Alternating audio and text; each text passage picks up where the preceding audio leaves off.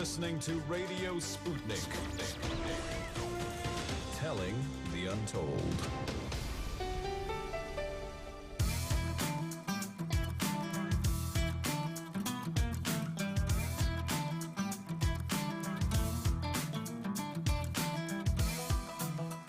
Welcome to Political Misfits on Radio Sputnik, where we bring you news, politics, and culture without the red and blue treatment.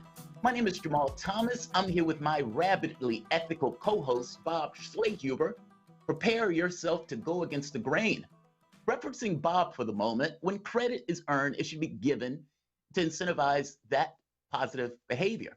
In this context, our man Bob Schlehuber has been busy organizing during this pandemic, effectively doing the job that our local, state, and federal governments are philosophically bound to perform, but are miserably failing at performing. So I want to send a shout out to my co-host, Bob, for doing the job that to some degree all of us should be doing, but he is doing it far, far better. Continuing with that mindset, we have a loaded show for you today. We have an extremely interesting guest in the first hour. Social epidemiologist Kumi Smith is here to discuss statistical correlations associated with the COVID-19 emergency. A little later in the hour, we're going to discuss the world leaders that have admitted to having the virus, including a close ally of Donald Trump. In the second hour, we're going to get into the fascinating and rather disturbing story that is starting to bubble into mainstream media. Yesterday, we briefly discussed what I argue is a credible accusation of rape against Democratic presidential frontrunner Joe Biden. Biden has a pretty well-established history of inappropriate behavior, particularly around not keeping his hands, or for that matter, his nose, to himself. Biden's accuser, Tara Reid, has given an unsettling account of the sexual assault to The Hill. Now, Biden's campaign didn't respond to requests for comments, but I have a hard time believing he's going to be able to duck this for the rest of the primary. Also, last but not least, how strong do you feel? Are there things that you need to get off your chest, things you disagree with us on, or just that makes you just plain angry? It's Friday. You get your chance to call in for the weekly segment, the fan favorite, Come At Me, Bro. Come At Me, Bro. The question that will start this conversation off has to do with the coronavirus bill that was passed in the Senate 96-0. That bill is a corporate giveaway. Now, considering what's at stake, meaning the lives of millions, should Democrats and lefties have supported this bill? What are the limits of compromise? And is there a point where the principle matters enough to walk? But before we start anything else, let's start here. This is, after all, the most important story of the day from my point of view. I've been warning about this for weeks. I pointed to Trump's incompetent response and the infinitely foreseeable consequences of that response concerning the coronavirus. Downplaying, prioritizing profits over people's lives, lying about the activities to contest the virus, or just plain not using all the powers available to the president to rationally deal with a public health emergency. The United States is now the epicenter of the COVID-19 virus, with the infection rate rising exponentially. As of today, we are once again exceptional, beating out the rest of the world with 86,584 total cases of the virus, with 1,113 being new cases. This was, again, infinitely foreseeable. China, Spain, Italy were previewing what was coming here. Trump had months of lead time to prepare, including intelligence briefings warning what was coming. We know this because members of Congress turned around after those briefings and sold millions in stock, giving a very clear clue as to what was in those briefings. Instead of using this valuable time to prepare, Trump downplayed the severity of this pandemic.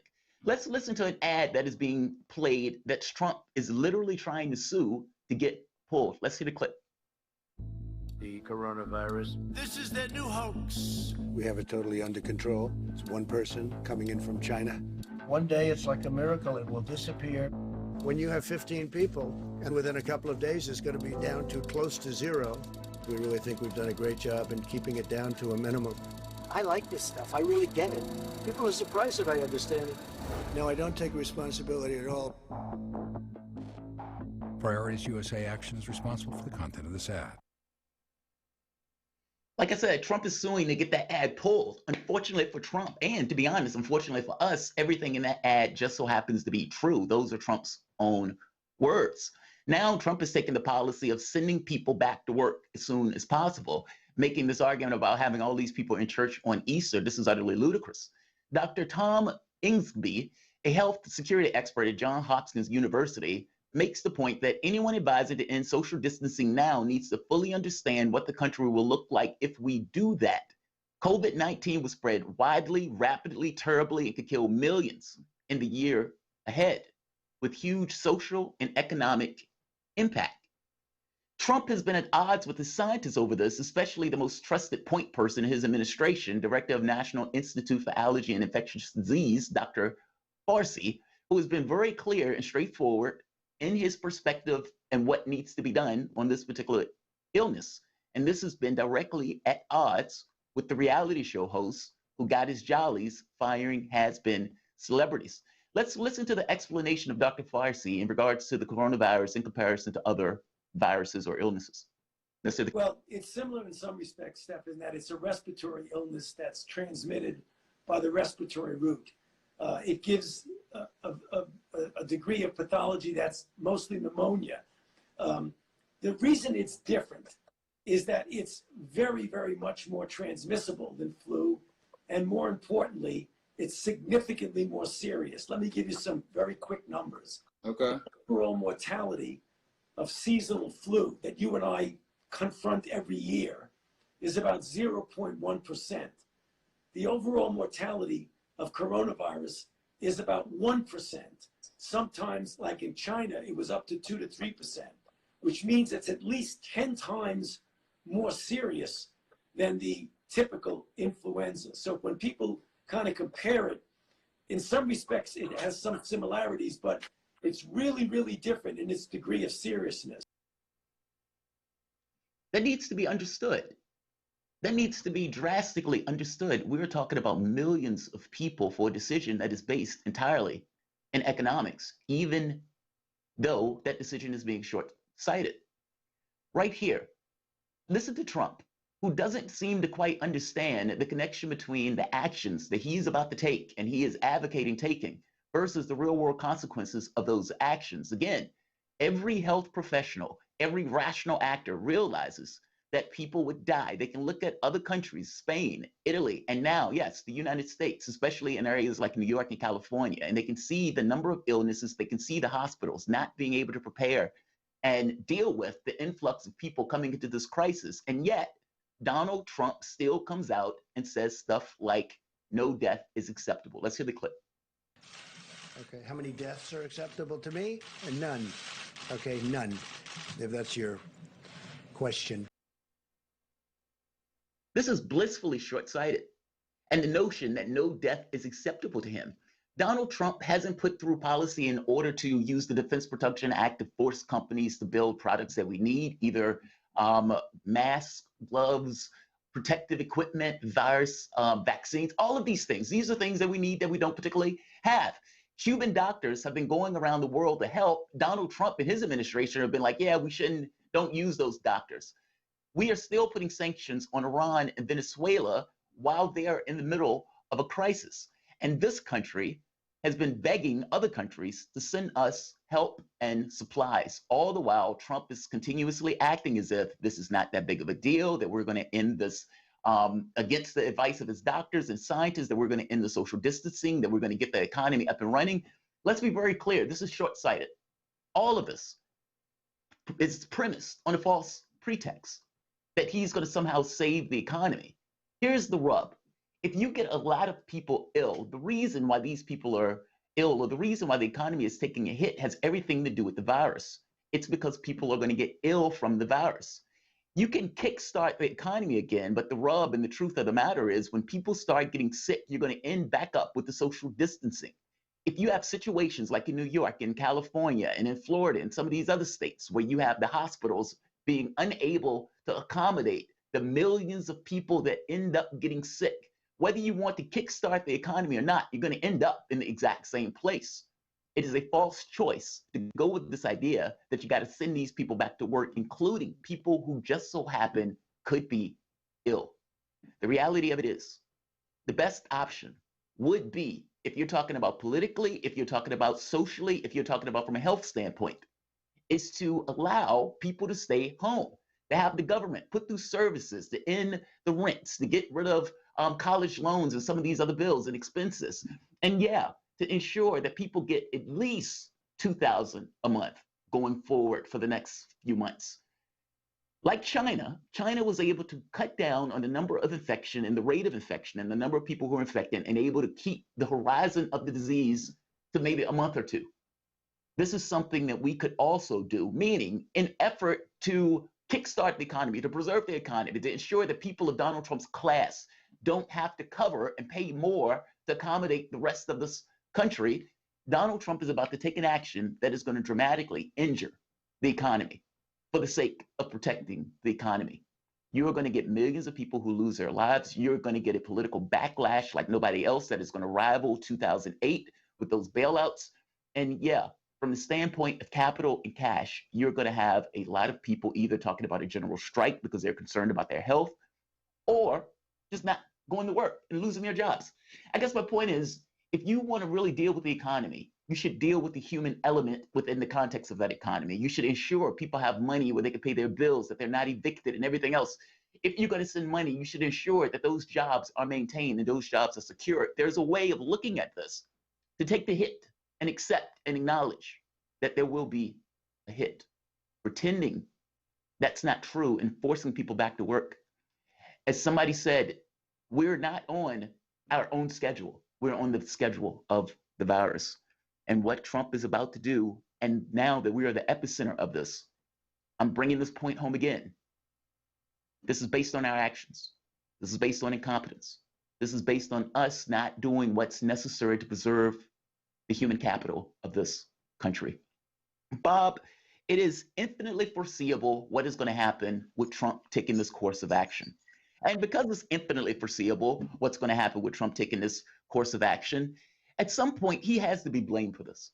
Meaning, if you have millions of people die, if you have hospitals in New York and in California and in Florida like ransacked with people, full of people not having the equipment and the things that they need, at some point he has to get blamed for this. This policy is just foolhardy. And like I said, we are now the epicenter of this virus.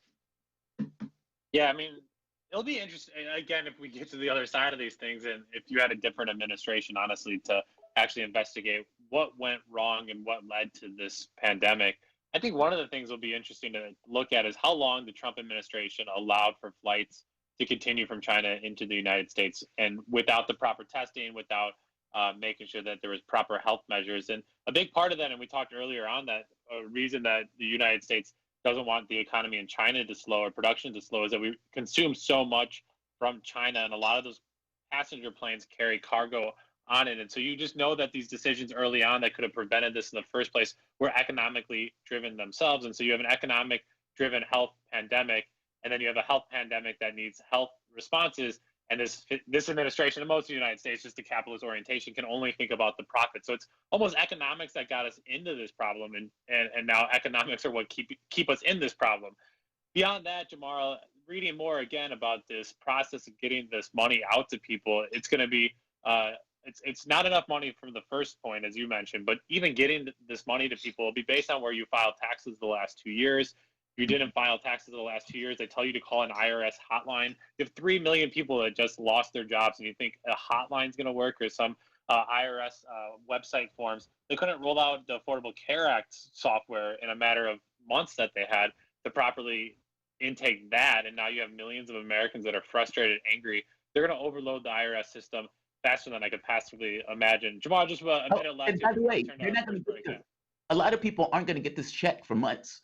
If you have some kind of association with, right, like if you have Social Security or some kind of association and they have your bank information, you may get it relatively fast. But they're talking about months for people to get those checks. Yeah. Jamarl, we got a big show for all of our listeners out there, all the misfits tuning in today on 105.5 FM or the Progressive Soapbox YouTube page. Facebook, maybe you're listening to us on Spreaker later on this evening, keeping up with the latest news from around the world. We got much more after this break. We'll turn to a quick one here at Political Misfits Live in Washington, D.C. We're back after this.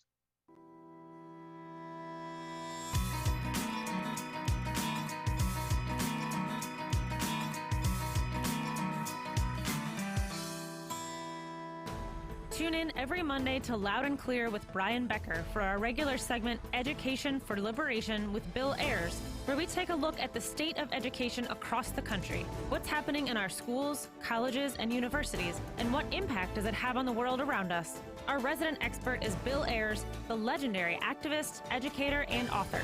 Tune in to Loud and Clear this Monday and every Monday for Education for Liberation with Bill Ayers.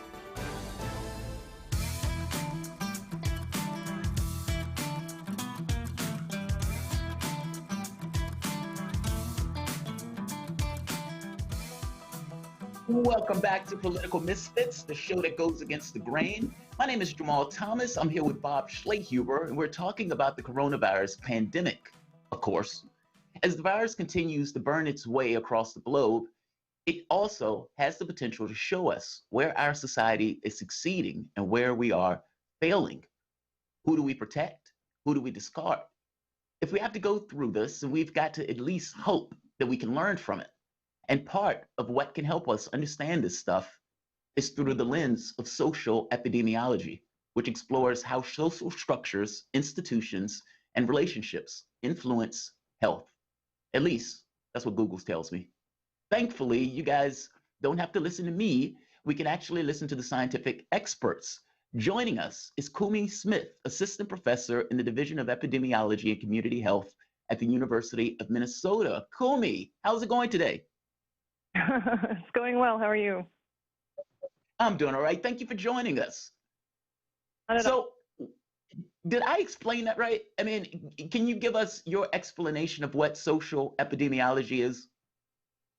Yeah, social epidemiology basically looks at all of the ways in which we are different in terms of race, class, income, all these different ways, and how that can be a big predictor of how healthy we are. Interesting. One of the interesting points in this particular virus, we started off not knowing much about it, meaning it was kind of this kind of blind spot. Initially, people say, hey, just wash your hands, and then you find out later on that it can spread through breathing. What do we know of this virus from this point, from an epidemiological standpoint? Meaning from your perspective and the way that you look at this and you analyze this, what are the factors that you're seeing, either in the way that the virus is spreading? Who's the people who are getting sick the most? What are the social aspects? Can you give us a breakdown of this? Sure. I think that epidemiologists pay attention really to kind of two key features of a new virus. One is how contagious is it? And the other is how deadly is it? So I think one thing that we can say about this novel coronavirus is, we're still a little fuzzy on exactly what those numbers are, but we do have a range of estimates. So we know that it is at least as contagious as the seasonal flu, which is something that a lot of us get. So, if you've ever had a cold or a flu, it means that you're just as likely to be able to contract this coronavirus. And then when it comes to how deadly it is, this is the part that I think is causing a lot of panic because it really is quite unexpected. This is what makes this a real sort of national health emergency. It is probably about 3 to 35 times more deadly than the seasonal flu. And, as you're pointing out, this is not going to impact us all equally. We know from looking at who's been dying from this that people with comorbidities, folks who are older, people with sort of underlying health conditions are going to be dying at a higher rate if they contract this virus than those without or those who are younger. Yeah, Bob, I was in the monologue, I was kind of making the point that this is a big issue. I mean, clearly, this is something that's pretty drastic and severe that we haven't necessarily seen before. And yet it doesn't seem like our governmental edifice is capable of actually dealing with it. Yeah, and I've been really fascinated, Professor Kumi, about the spread of it between celebrities to all sorts of people around the world getting it. It's not been something that targeted maybe poor communities or vulnerable communities at first. It almost seemed like a virus of the rich and people who are able to fly around the world. Tell us a little bit more about where we've seen the virus spread and what it tells us maybe about where we're interconnected or where we're maybe segregated as people across the globe. Yeah, that's a really interesting question. I would say that whenever we use language like, the case count really spiked today, it's really spreading fast, or, celebrities were the first to get it, I think we have to keep in mind that just the way that social determinants of health affect who's healthy and who's not, it's similar with testing. So we kind of know that the folks who were able to get tests early on were those who had that kind of awareness, who had that kind of access to doctors, who have good health insurance. The New York Times, I wrote a whole piece on how celebrity status seemed to be a predictor of being able to get a test. So, you know, I think that this virus does not discriminate. It will move through all communities, whether you're rich or poor, famous or not. And I think the way that we're going to kind of see this is, unfortunately, after the dust settles, we're going to see this in terms of who died at higher rates from this virus. So there's going to be a ton of coronavirus that we will all have had by the end of this, and we're not going to know about most of it. So how did it spread through the communities and stuff is really going to be based on what we know about how we all come into contact with each other. And there's a lot of kind of research that looks at how that works in our societies. And we are segregated to some extent, but we're also like incredibly connected, which I think is becoming increasingly sort of dawning on even the casual consumer of this news. But I do think that the way that this is going to play out is that this virus is not going to kill us equally. So this is where folks who have, you know, lower health literacy, who may not be quite as aware of how this stuff spreads, folks who might kind of just trust what the government is telling them, maybe for good reason, they might not take the precautions they need. There's folks who maybe they're undocumented and they're scared to seek care because they're worried about deportation, or folks who are worried about being able to afford the care. These are the types of people who might delay seeking care or who might try to ride it out at home. And then they'll try to, when they start to really crash, they're not going to be able to reach care in time. And then there's also, you know, folks for whom just the social distancing measures that are being imposed, it's going to be harder for them to adhere to it. If you're, you know, in a lower income community with more residential crowding, if you have the type of job that you can't really stay at home from or you can't stay away from people, these are all things that are going to expose such groups to higher, to more contacts and therefore like more exposure to the virus. So folks like that are probably going to get infected more easily. We also know that folks like that have more underlying health conditions. So the sum effect is that it's going to be more deadly for a lot of these sort of what we call sort of underprivileged communities. Professor, let me just ask you briefly. The one thing I'm also really not fascinated, but we study and talk a lot about is violence within cities and certain communities, and it's not studied very much. And so it's hard to develop the proper education on how to resolve and address it. And so now you're telling me that we're not going to have proper tests in certain communities that have been underserved historically and always and are constantly oppressed by the government and corporations and preyed upon. These communities won't even know what's happening because they don't have the proper tests. So it makes it sound like educating people on what's taking place is almost next to impossible when you don't even have the full picture within that given community. I completely agree with that. Yeah, and we know that a lot of this kind of so-called awareness or knowledge about coronavirus is highly segmented by what part of the internet you hang out in. And we know that a lot of folks are relying purely on social media, or in some, say, immigrant families, often the children, some of who are quite young, are tending to be the brokers for the family in terms of all kinds of information. So if you're relying on someone who's like, 8 or 12 to explain a global pandemic to your family, it's really kind of hard to say what type of information is actually reaching these communities. So there's a big health communication challenge that I'm not sure how well we're doing at addressing. Are there any breakdowns within the guidelines of like race or sex or gender? Well, gender, sex, same thing, but you know what I mean? Like, are there demographic differences in the way that the virus is either being spread or the way the virus, I guess, is appearing, like either through issues of severity or, gender and sex. But you understand what I mean? Are there breakdowns demographically in regards to how the virus is being spread? Right. So I think you're probably sort of referring to just an overall impact, which will be a combination of how much is it spreading to certain groups and then how much is it actually killing certain people in those groups. So that's going to come from the details that we can get on each case as it's documented. And even, I mean, it sounds kind of unbelievable, but like even case details on the deaths that we have to date, there's not necessarily a central kind of collation happening that's looking at all levels in all different places. And the CDC does do that to an extent, but that's not necessarily going to be released to the public. So it might take a while before we have that kind of information. But the New York Times has been working with a number of researchers and different entities, and they just made public this morning a relatively full data set that they claim has details of each case. So that kind of analysis is probably forthcoming. But, it's hard when in an emergency situation, and definitely when the healthcare system gets really overloaded, to sit there and be asking someone who's experiencing respiratory failure, like, hey, can you tell me what income bracket you're in, or how would you describe? So it's actually surprisingly hard to get this kind of complete information on every case. But I think after the dust settles, we will have a lot of insights as to how this really impacted us all very unevenly. Well, so let me ask you this. We hear a lot about the importance of trace, test, and treat strategy. Could you tell us more about the strategy and why this one is a go-to in regards to trying to fix the issue, or trying to, let's say, accommodate the issue, or at the very least manage it?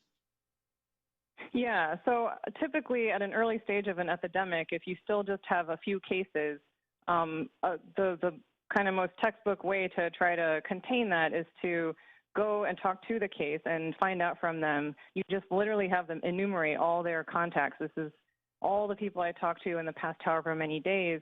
And there are state health authorities who have the right to be asking you those questions, to be asking for phone numbers and names of those contacts, so that they can go to those contacts and administer a test and then repeat the exercise with those people as well.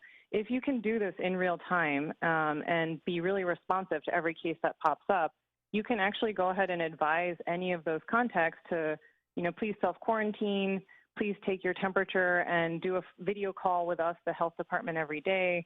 And this is a way for us to kind of keep our tabs on what's going on. Now, at the point that we're at in a lot of parts of the U.S., in Washington and New York, there's just not enough manpower in the world, really, to try to trace all the contacts. So at this point, this is why we're seeing all these kinds of drastic social distancing measures, which is really just to say, please just stop having contacts, if at all possible, completely, so that we can break these transmission chains that are happening already. And the logic makes sense, right? I mean, if you have a packed area, let's say something like New York, and you have one person that's infected, that person goes to the deli, to the spa, gets a mani-pedi, et cetera, and he may interact with like 1,000 or 2,000 people, which some percentage of it may get the illness, as opposed to that person interacting, let's say, with like 20. And it's like you expand that out to the rest of society. At this point, it sounds like you're saying it's too late to do that.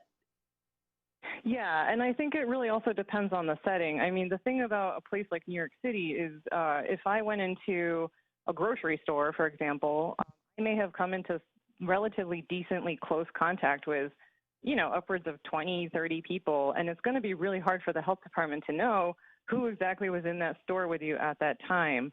And, there's also, I think, a little bit of what you guys were talking about was we just had a late response.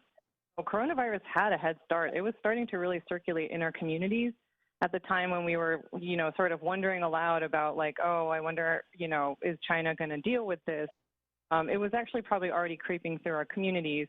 And, once it's gotten that far, there's really kind of contact tracing becomes kind of a moot point. I'll just share with you one story I know from when there was a measles outbreak in suburban New York City, just right outside of the city. And measles is much, much more contagious than coronavirus, but similar idea. There was a measles case that entered into an auditorium, like a school auditorium for some kind of event. Because it's so contagious, the health department had to interview literally everybody who was in attendance of that event that night. So they were able to do that because they knew just that one case at the time. But now think of that happening in New York City on the order of thousands of people. So it just becomes completely impossible.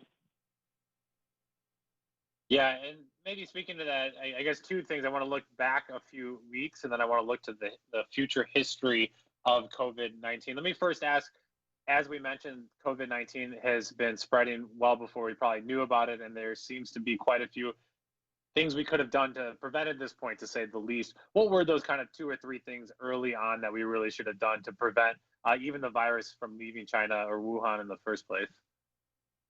Well, I mean, I think we did tend to have this attitude that, like, we've got to stop this from getting out of China. I think it might have helped if we just assumed that it was going to get out of China and reach our communities.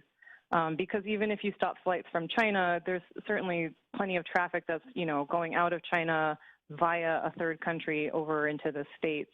So I think we really could have mobilized by developing and testing and distributing test kits to every, public health department in the country. And for developing protocols and reassigning personnel, reallocating resources to be prepared to do that kind of contact tracing and to do much better health communication.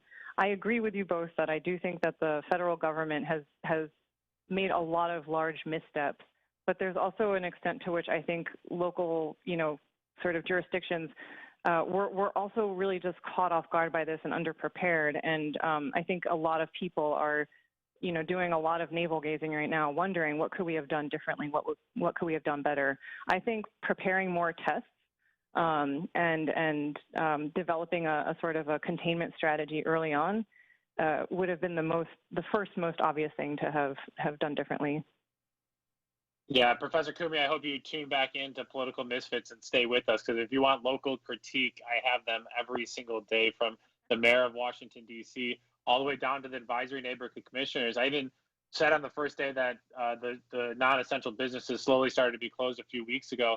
I went to a community meeting and they didn't have quorum amongst the advisory neighborhood commissioners. I get that they're not necessarily designed to do public health response, but you'd think that would be part of their portfolio, that local governments and institutions should prepare for crises. We live in a time of mass climate change, of viruses in an interconnected world that they can spread really quickly. And nobody has these conversations before it actually happens. And you're underwhelmed and underprepared from the federal all the way down to the hyper local. Professor Kumi, I also want to just ask you, I know it's hard to kind of take what will we learn from this pandemic and looking forward a few years. A lot of people look at the Spanish flu. You think of the spread of HIV, AIDS, and other diseases that you study. How are you thinking about this in a historical context, and how do you think it'll be compared to some of these other outbreaks at different points in history? Yeah, it's a great question. I mean, I think as an epidemiologist, I tend to compare things that have more similar transmission routes. It's just going to affect our societies differently. So I think the 1918 influenza is the most comparable. From that comparison, I think the thing that scares me the most is that there could be a seasonal element to this epidemic, which means we might see a slowdown of transmission in the summer. Again, we might. I'm not saying we will. And if that happens, we know from modeling that there could, as a result, be a huge resurgence of transmission in the autumn. So, a lot of people kind of think, like, how long do I have to keep my head down before this is over for once and for all? And I'm afraid that might not be the most helpful to assume. We might have to think about this in a much longer kind of scale. But in terms of just all epidemics and how they happen, I think the most common thing you'll hear folks in public health say is that the timelines between politics and public health are just so different. If you develop a politically attractive program to combat an epidemic, it might look great and it might be effective at first, but the minute you let your finger off the button and you sort of release all those controls and those measures, these things resurge, and we know that, and we've seen this happen so many times. So I think a lot of agencies are going to put in new protocols and, redo how they do this, how they respond. But I would love to know, come 5 years or 10 years from now, when, not if, but when we have yet another sort of zoonotic outbreak, which is, when something hops over from animals to humans, will we be prepared then? So I think it's just a matter of trying to think of better ways to align public health and political timelines in order to keep these things under control in a sustainable way. I'm curious, what are the chances of this metastasizing into something else that comes seasonally? Like you said, people are kind of thinking that, okay, this is going to die down over a period of time. But if there is some kind of immunological response where the virus transitions or changes into something else or mutates, Is that something that could potentially happen yearly as opposed to this just being, a season for it? It could be something that's repetitive? Yeah, so the way that immunity works on a population level is that there will be some portion of the world now that will have been exposed to this virus. We don't know fully about how immune you are after infection, but assuming there's some level of it, it's actually going to mean that in future generations, folks who are going to get infected by this virus are probably going to be younger. So those are people who are born into our population who never had the chance to be exposed to coronavirus. That could mean something better because we know that younger folks don't die from this as much. And so it will change what coronavirus looks like. So that's how the immunity part works. As for viral mutations, viruses are mutating all the time. We already know that this coronavirus has been mutating a bunch. The question is, are any of those mutations going to be meaningful? As in, is it going to mean that there's going to be a certain, a particularly deadly strain or a particularly contagious strain? And it's changing so fast right now, just the data coming in and, all the phylogenetic research that they have to do when they isolate each virus. That's going to be, I think there's going to be a lag before we know too much about what current viral mutations are going on. But there's no question it is mutating. The question is just how much of those mutations are going to be salient for how this virus spreads and how it affects us when we get it. Well, Professor Smith, thank you so much for joining us. We greatly appreciate your time. It was a pleasure speaking. Thank you. Thank you. Hope to have you back on here over the next few weeks. That was Dr. Kumi Smith, an assistant professor in the Division of Epidemiology and Community Health at the University of Minnesota. I'm Bob Schlaber here with Jamarl Thomas. You're listening to Political Misfits live in Washington, D.C. We're going to talk next about the world leaders who have COVID-19 and one that doesn't, but there's a bounty for his head. We're back after this.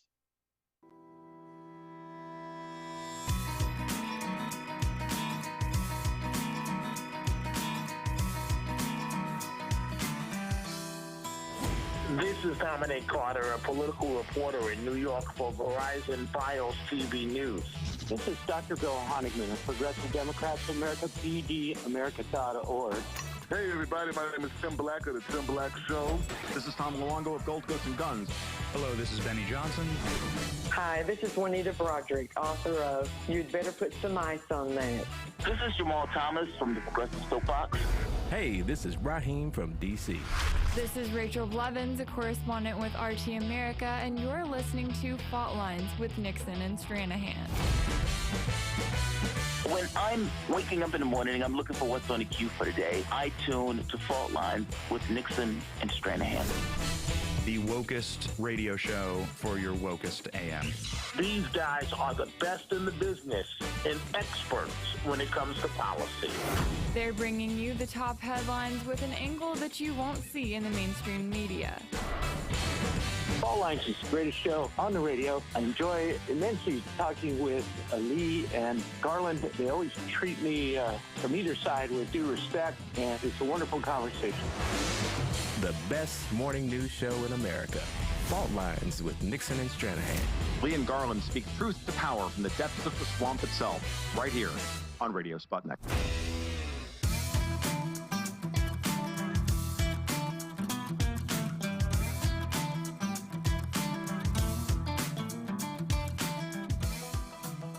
Welcome back to Political Misfits on Radio Sputnik, where we bring you news, politics, and culture without the red and blue treatment. I'm Bob Schlager, here with Jamarl Thomas. I guess I'm here with Jamarl Thomas. We're both by Skype. A big shout out to our engineers, making sure our show's still running, getting all of you the news during this COVID-19 pandemic. Give us a call, 202-521-1320.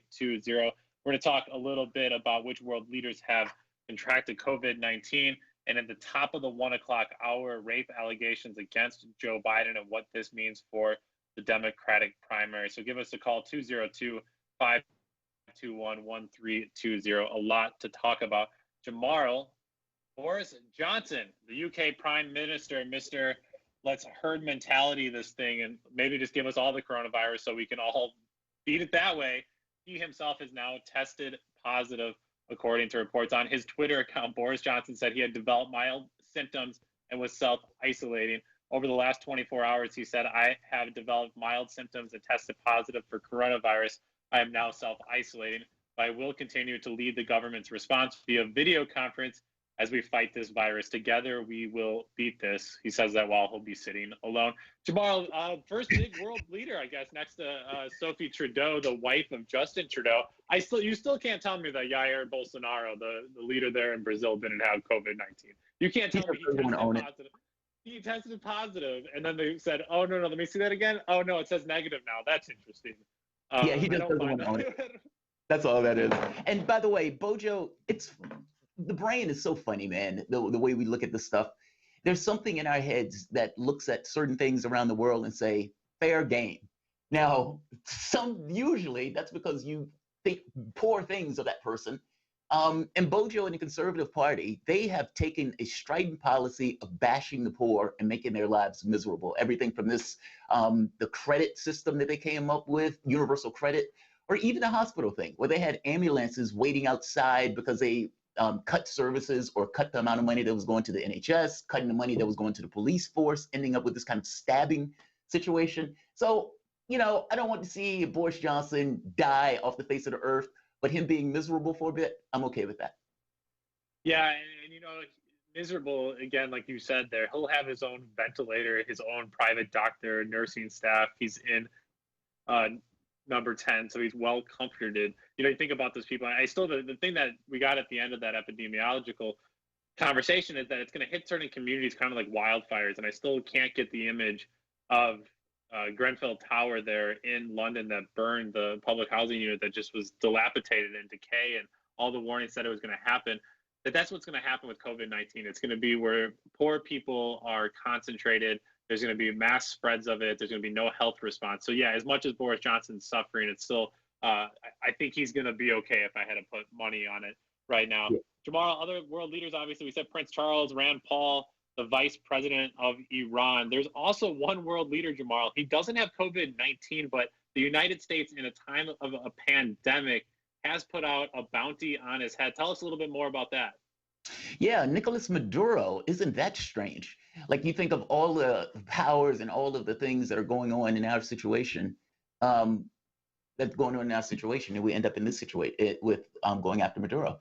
So let's go into the story. So yesterday, it was announced that the United States had indicted Maduro, Venezuelan President Nicolas Maduro, on drug trafficking and offered $15 million reward for information leading to his arrest. Again, this is mind-blowing. We're in the middle of a pandemic, and the United States has taken the action of going after to depose one of the world leaders. Are you relieved to know that the United States government has its priorities straight? Yes, we're the epicenter of the virus now, but yeah, we still have all the time in the world to put sanctions on Iran or Venezuela. Give us a call at 202-521-1320. That's 202-521-1320 if you have anything to say on this topic or whatever else is on your mind. So get this. The year-long investigation found quote-unquote corruption at the highest levels in Venezuela. Bob, if I went to Google right now, how many seconds do you think it would find corruption in the highest levels of the United States government? 1 whole second. In fact, less than that. I mean, the story with Burr selling his stock after getting a briefing while telling the public everything is great is a great example. The United States has indicted Nicolas Maduro, as well as the head of the Venezuelan National Constituent Assembly, the former director of military intelligence and a former general in the Venezuelan armed forces.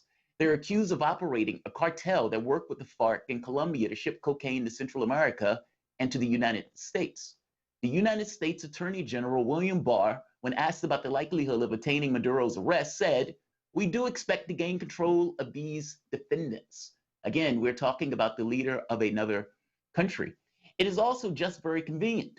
The United States has been trying to install Juan Guaido, president of Venezuela, for a year now. They've been thwarted at every turn. They tried to have an uprising that ended up with 2 or 3 people just kind of coming out their house. But basically, they have been failing.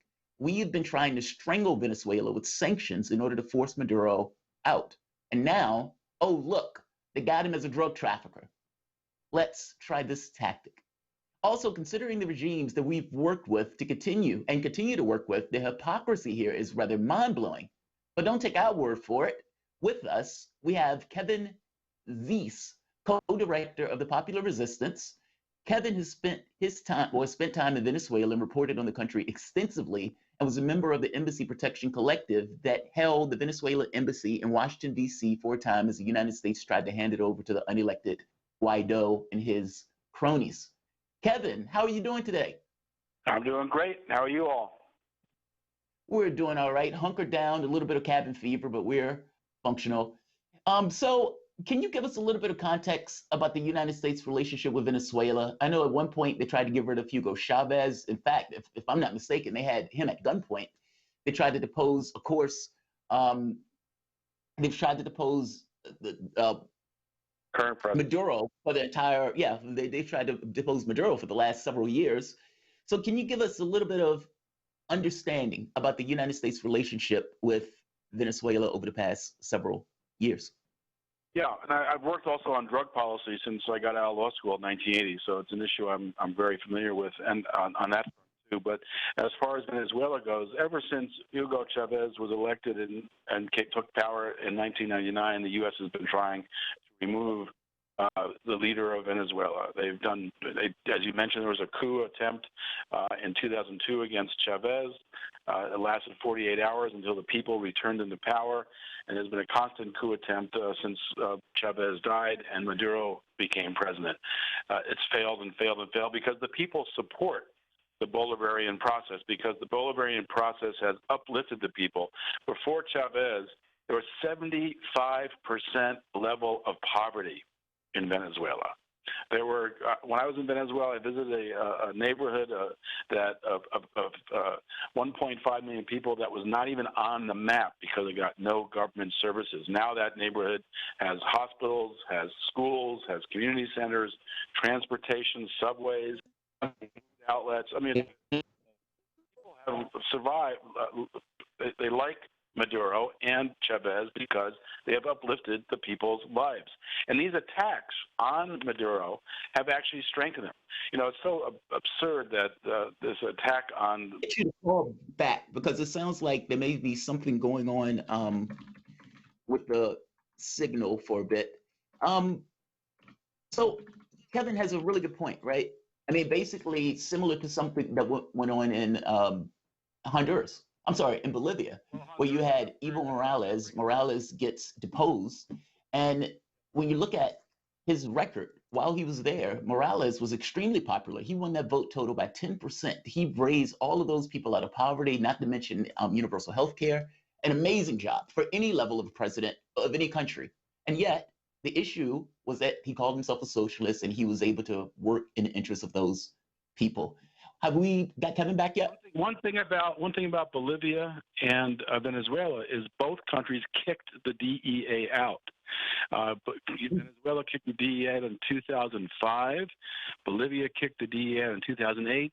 The other thing they have in common is after the DEA left, in Venezuela there was an increase in seizures of drugs than when the DEA was there. In Bolivia, there was a decrease in coca production. This is very different from Colombia, which is the U.S.'s closest ally in Latin America and the major source of cocaine. They grow it and produce it there. It gets shipped from various countries in Central America to the United States and through Mexico.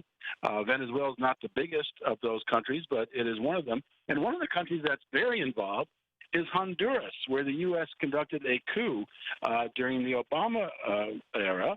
And the new president, Juan Orlando Hernandez, his brother was convicted in October of drug trafficking. During that trial, there was testimony saying that the president, who the U.S. put in power, was participating in this conspiracy, of this drug conspiracy. So this is a totally absurd thing. One thing I've learned about Venezuela in visiting it multiple times now is that what you read in the United States, what the government tells us, is the exact opposite of the truth. And this is a desperate attempt. I mean, it's so interesting it's coming from the Trump administration where Elliot Abrams is responsible for Venezuela policy. Abrams was involved in the Iran-Contra affair, which included smuggling drugs. So, you know, it's like it's absurd that anyone believed. I read the indictment yesterday, and when it came out, and it's evidenceless. It's lots of accusations. There's no talk of having tape recording or video recording conversations. There's no talk of witness testimony supporting it. It's just making statements without any even mention of evidence. And why is that? Because they have no evidence. This is another attempt at regime change. Regime change has been tried over the last year 5 times and failed every time, with Maduro getting more popular, not less, as the country rallies around him and rallies in opposition to U.S. imperialism. That's what this is about. You know, I met a gentleman. I was coming back home. I think it was maybe two years ago. I was traveling around the world, and on the way back in Florida, the gentleman was from Venezuela. And he says, they're lying about my country. He says the United States is lying about it. He was angry. He was upset about it. His point is, he says, you know, Maduro has raised a lot of people out of poverty. And that was the way he looked at it, saying it wasn't necessarily all that true. You know, I'm curious, what do they expect to get out of this? I mean, are they really, like, they've been trying to depose Maduro for years. And, you know, in addition to trying to depose Maduro, an assassination attempt that looked like it happened over the last few weeks, Guaido trying to be their patsy. Venezuela has now apparently indicted Guaido, or is going after Guaido for issues of being a traitor, for treason.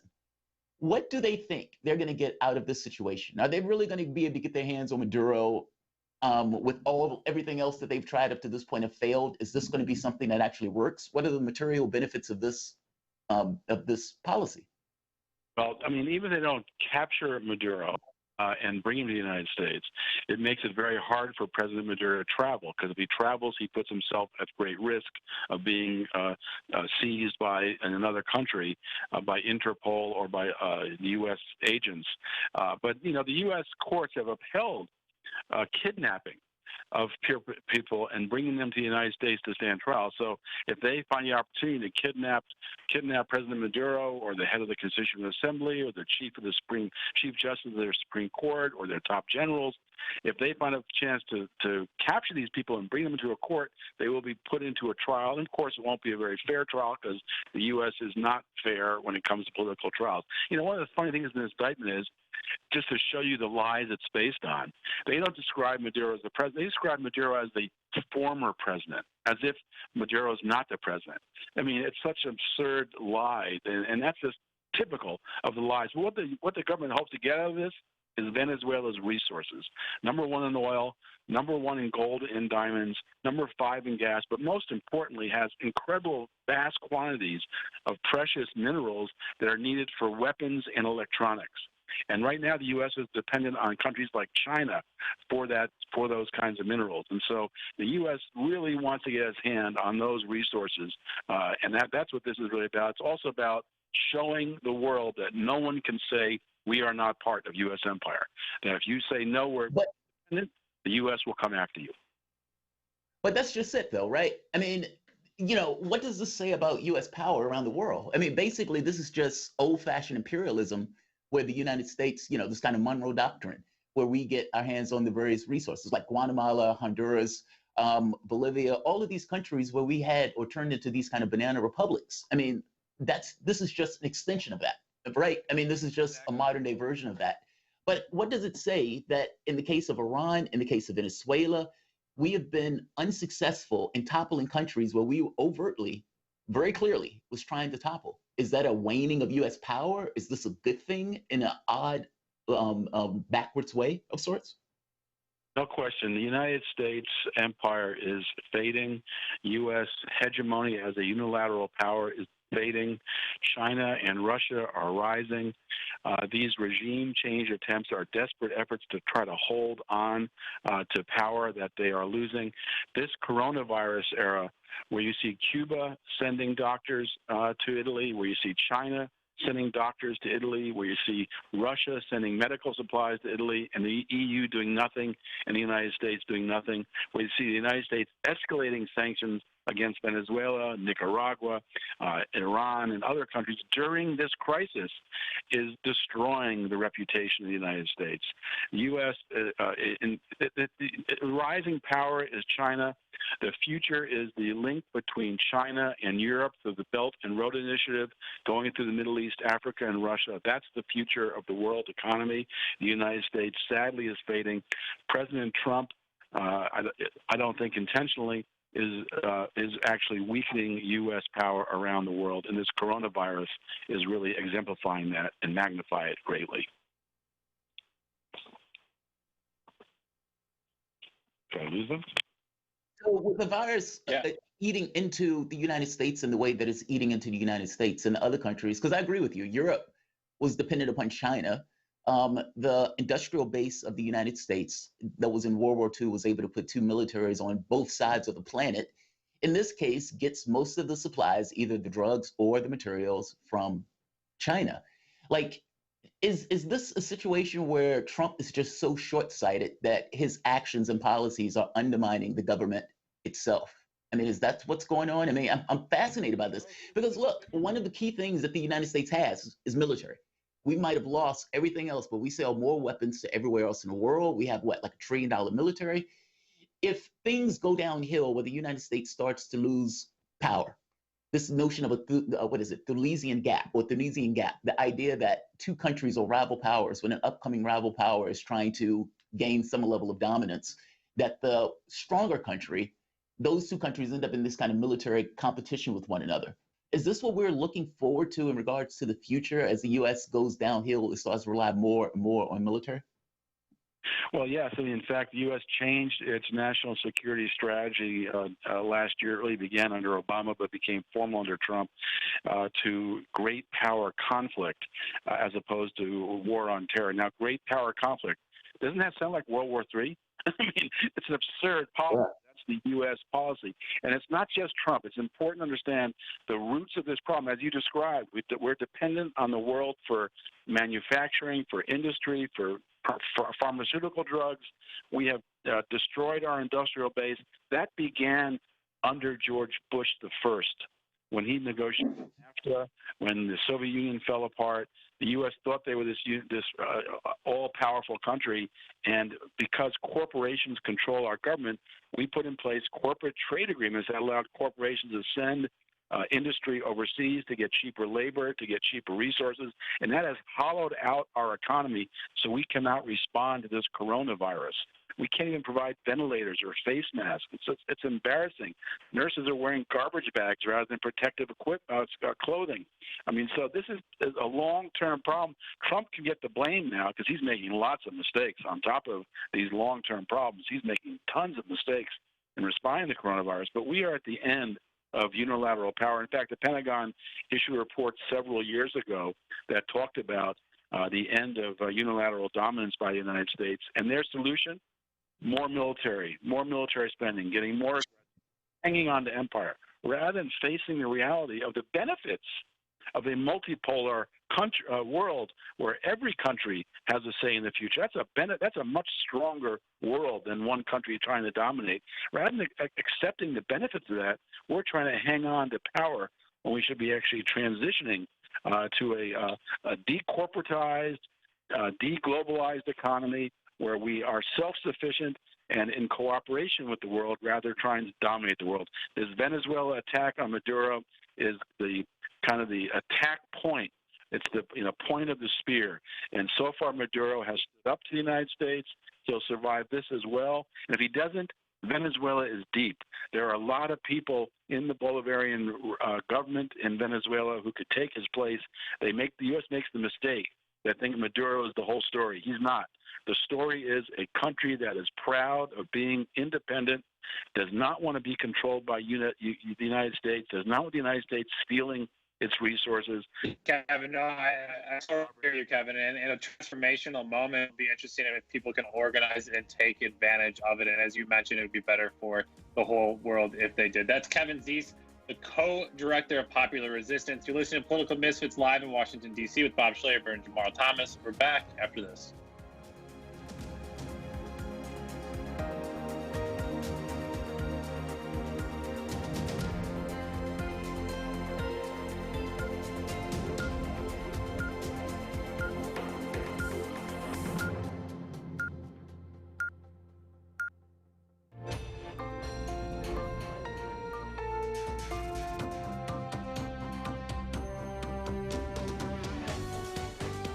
listening to Radio Sputnik. Telling the untold.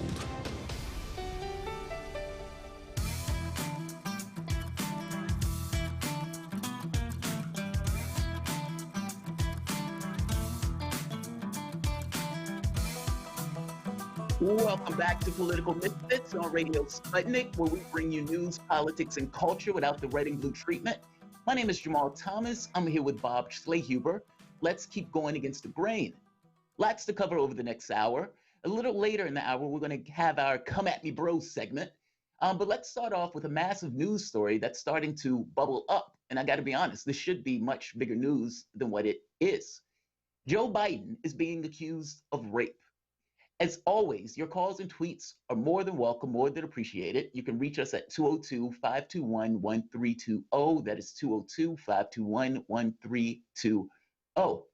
So during an appearance on Rising with Crystal and Sager, I think his last name is Sager, former Joe Biden Senate staffer Tara Reid recounts a disturbing encounter with Joe Biden where he violently sexually assaulted her. Now let's hear Tara Reid explain what happened herself. Let's hear the clip. I remember the assault itself and then the aftermath and the reverberating effects of that. And I was walking to the Capitol, through the Russell building, you go down the stairs, you go down, and then it was somewhere in either the Russell or Capitol, I'm not sure, in an alcove. But we were in a semi-private place, it wasn't completely private. He was at first talking to someone, they went away, and then he said, "Come here." And then when I gave him the gym bag, it happened all in one motion almost. And he had me against the wall. And then his hands were down my skirt and up my skirt. And I was wearing, I wasn't wearing tights or anything. He then, with his hand, went from there and entered. That's rather disturbing. Now, after the event, she did seek assistance from lawyers and organizations, all of which turned her down. It was Joe Biden. Joe Biden was a king in Washington, and they didn't necessarily want to go that route. She was also summarily demoted, saying that they put her in a windowless room soon after this took place, as she agitated for consequences against Biden for the assault. Now, I listened to this interview. I have my own opinion of what I think about her story. To me, her story seems credible, but I'm going to defer to the opinion of one Joe Biden himself. In 2018, while discussing the Brett Kavanaugh rape accusation, Biden said, for a woman to come forward is in the glaring light of, let's try that again. For a woman to come forward in the glaring lights of focus nationally, you've got to start with the presumption that at least the essence of what she's talking about is real. Whether or not she forgets facts, whether or not it's been made worse or better over time, but nobody fails to understand that this is like jumping into a cauldron. Yes, Joe Biden, I agree. To discuss the culture in Capitol Hill and the strange way that stories like this, extreme accusations like this, either get ignored or forgotten depending upon who the accuser is, or for that matter, who is being accused. We are joined with political strategist China Dickerson. China, how are you today? Thank you for joining us. I'm doing well, Jamal. How are you? I'm doing all right. So you've been around Washington over the course of several years, and you've worked with various campaigns.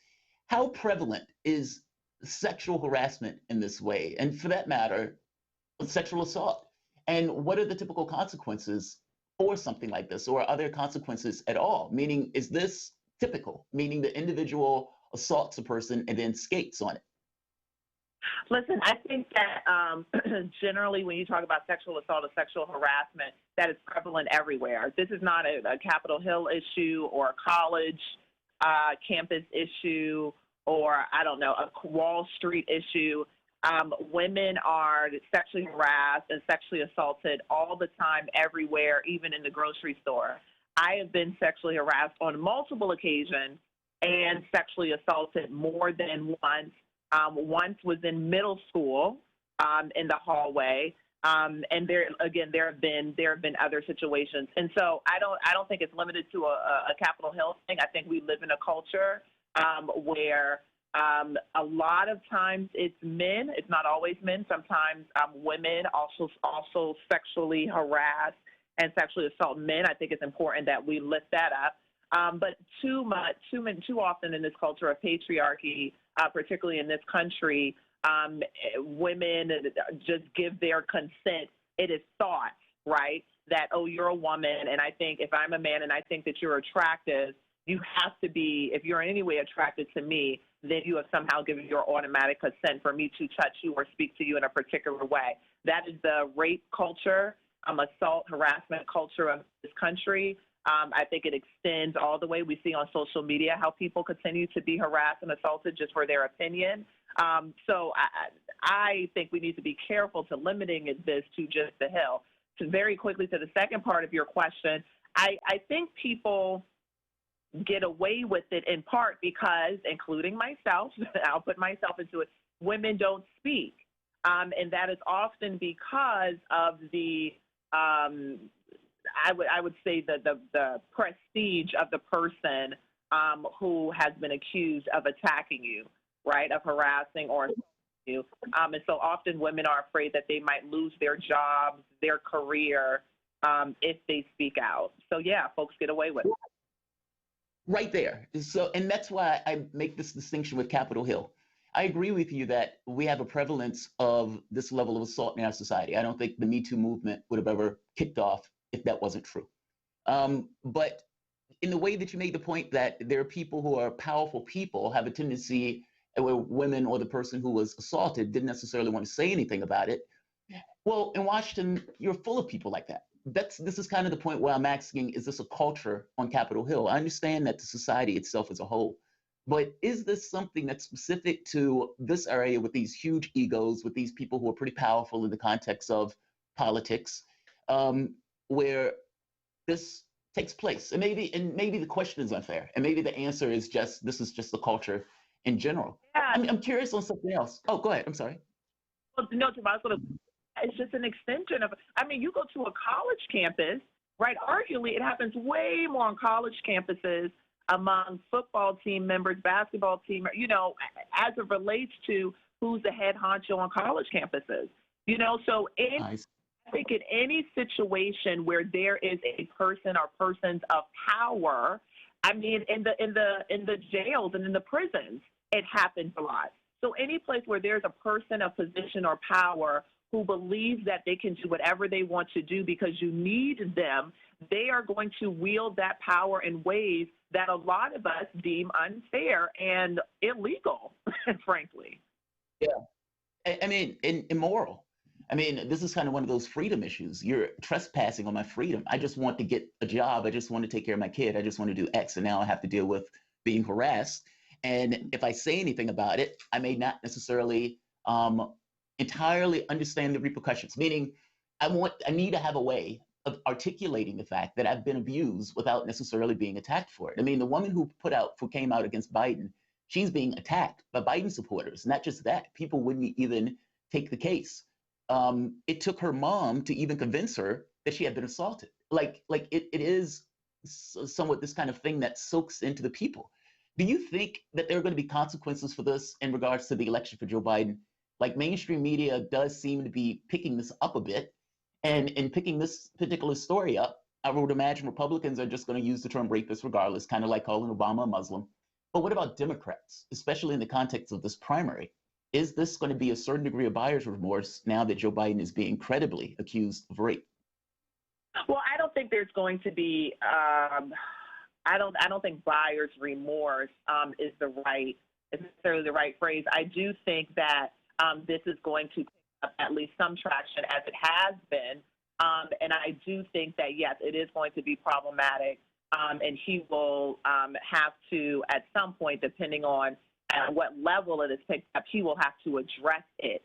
I think any time an accusation is made, whether it be true or not, any time an accusation is made, particularly when it regards sexual assault, that it should be lifted up and that the person should respond accordingly.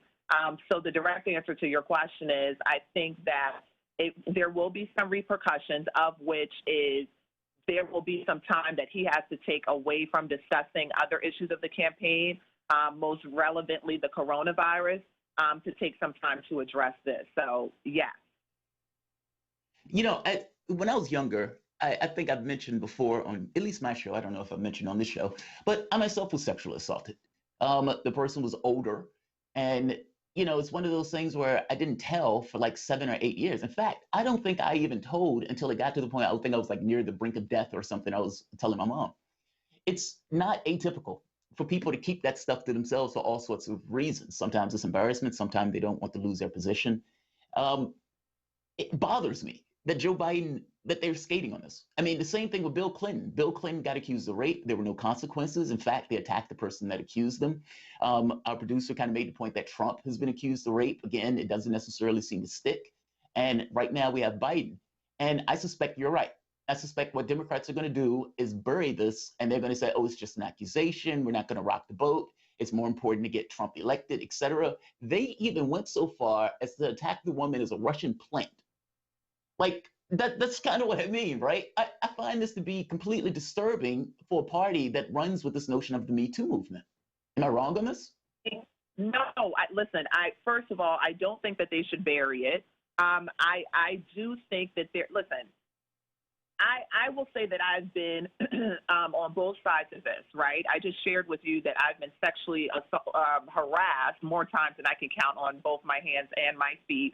It's a almost daily, if not every other day, multiple times a day issue. So that, I think, is a thing for a lot of women. I've also been sexually assaulted, which, i.e. raped, right? I do think that he needs to address this. I don't think that they should bury it. I will also say that I've been on the other side of this, where I have been among women who have said to me or in each other in conversation that they were going to say that somebody did something to them that they did not do because they had some sort of buyer's remorse, right? So I've been on both sides of this. I tend to believe women just because I know that this happens way more often, exponentially more often than it doesn't. I'm saying that to say, though, that I don't know for 100% certainty whether Joe Biden did not do it or whether he did do it. What I do know is that he needs to address it and that it does not need to be buried. So I'm with you on that. He needs to address it. I agree with you on that, right? I mean, I float in this kind of weird space between the raindrops that I'm not saying she's I give her the benefit of the doubt. By the same token, I don't necessarily accept what she's saying is true. I know that sounds weird. It sounds like both things are in competition. But it's just kind of like if somebody's going to come forward with something like that, I want them to feel like they have a safe space, and at the very least, to be able to talk about it. While at the same token, I know just in general that people sometimes lie. It's that weird spot where you're dealing with this kind of accusation stuff. I'm curious. So what do you think is going to take place right now going forward? Sanders seems like he's in somewhat of a tough spot. He's been doing quite well in regards to the coronavirus, meaning his policy proposals and everything else have been on point. Biden seems to have been out of it. Now, have you seen his recent responses in interviews? And like Bob has said before, this has arrested Joe Biden, where he doesn't seem to be able to have a coherent thought on this particular issue. And so much so that Trump, despite screwing up royally, I mean, Trump has been utterly incompetent on this and just been lying from day one. His approval rating has been going up. What is going on with the Democratic Party's candidate?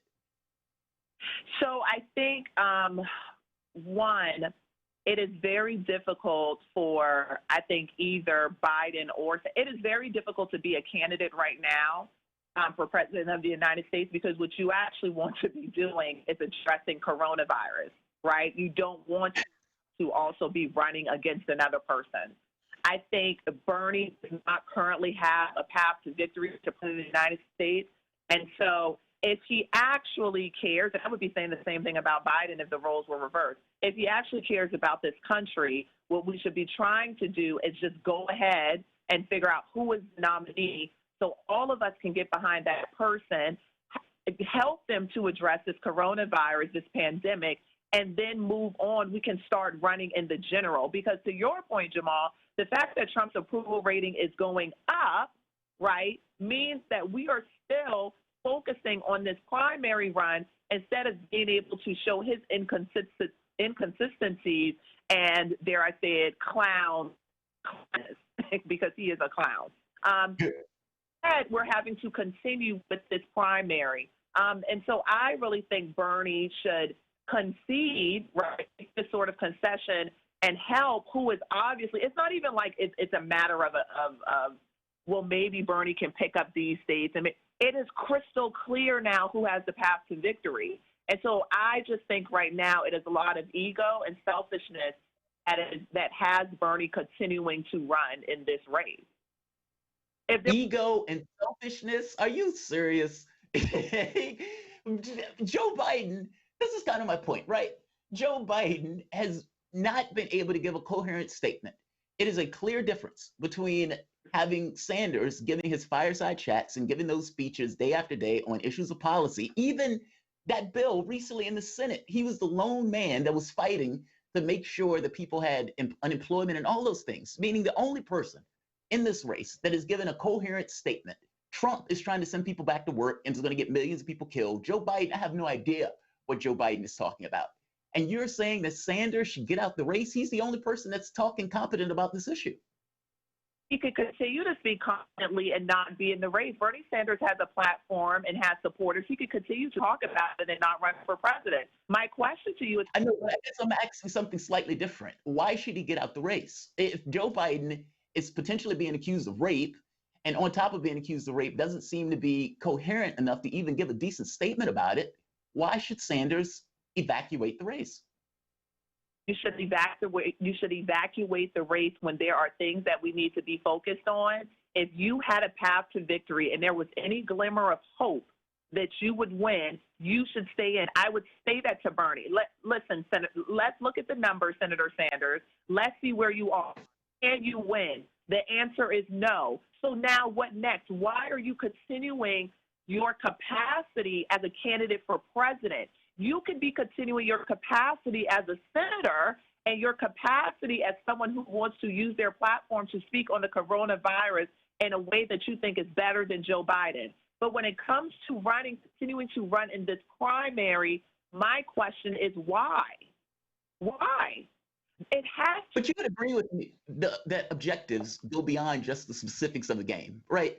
Like, even though the ultimate objective, it's true, is to win the primary, there are secondary objectives to that go in line with trying to get certain policy objectives accomplished. If you are staying in the race, that is your best chance of getting any concessions from the context of the Democratic Party. And I would even go so far as to say that if you want to get Biden elected, then Sanders being in that race and forcing concessions to get his group over the finish line to vote for Biden is probably the best way to do it.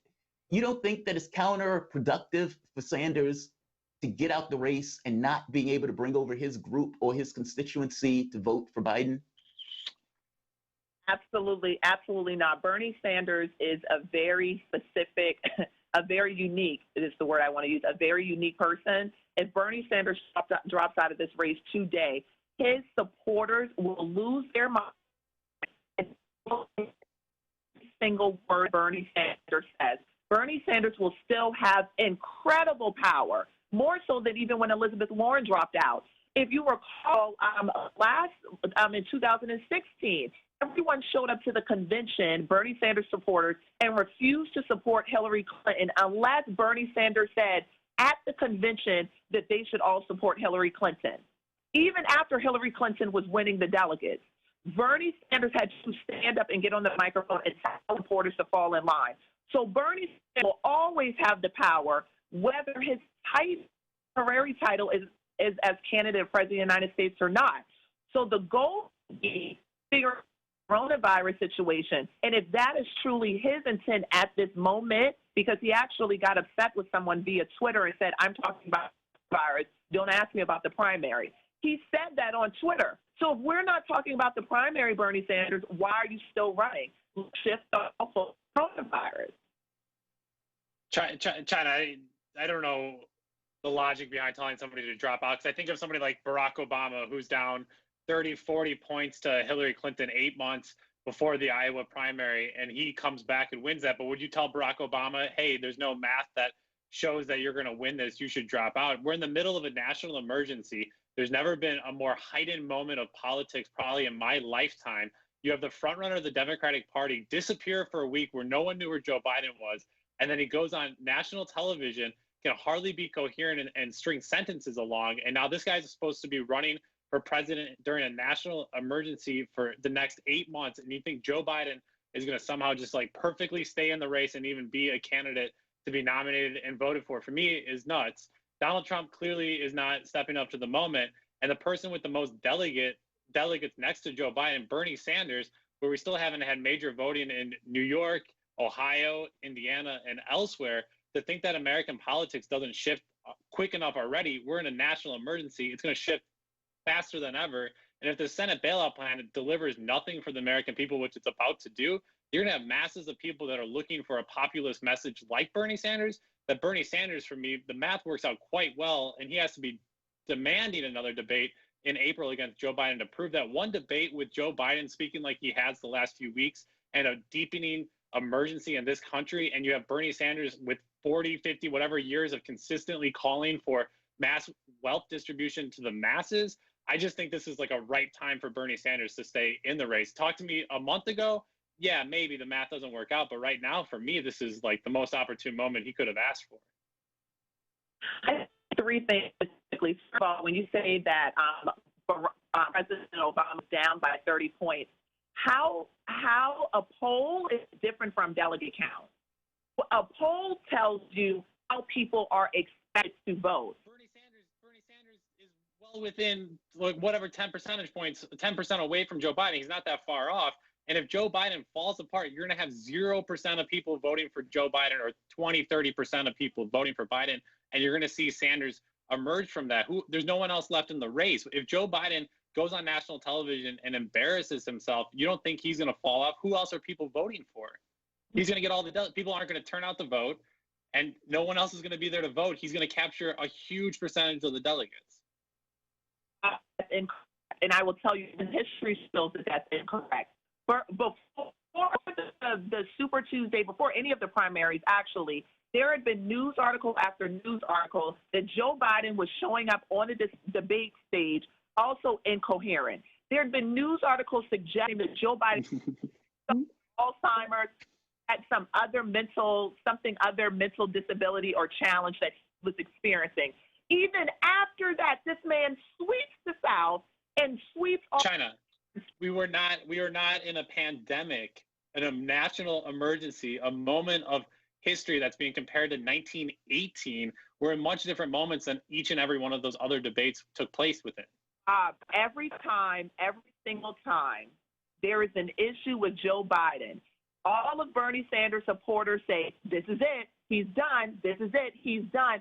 And every single time since this election has started, Biden supporters, Biden has proven them wrong. Bob, I'm not saying that you're wrong and that things can't shift. What I'm saying is there is nothing in recent history to show that, because people think that Joe Biden is incoherent. When Lucy Flores accused Joe Biden of sniffing her hair, of harassing her, he still continued to dominate. When people brought up Anita Hill, he still continued to dominate. When people said that he had dementia, amnesia, whatever it is, he still continued to dominate. China.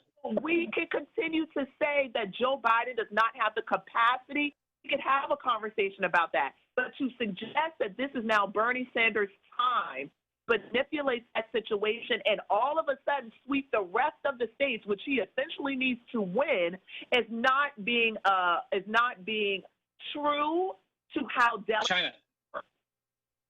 We're in an international pandemic. None of those other things you just mentioned happen within the world of a pandemic taking place. Everything is turned upside down right now. We've never had a crisis of politics where federal and local governments are illy prepared for this moment right now.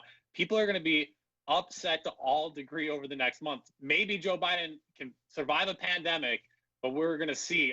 I think it's a little different than where we've been. We have a caller on the line. I do want to get back to talking about Joe Biden. We have another question that was submitted too, but let's get to our caller. Alex, are you here with us?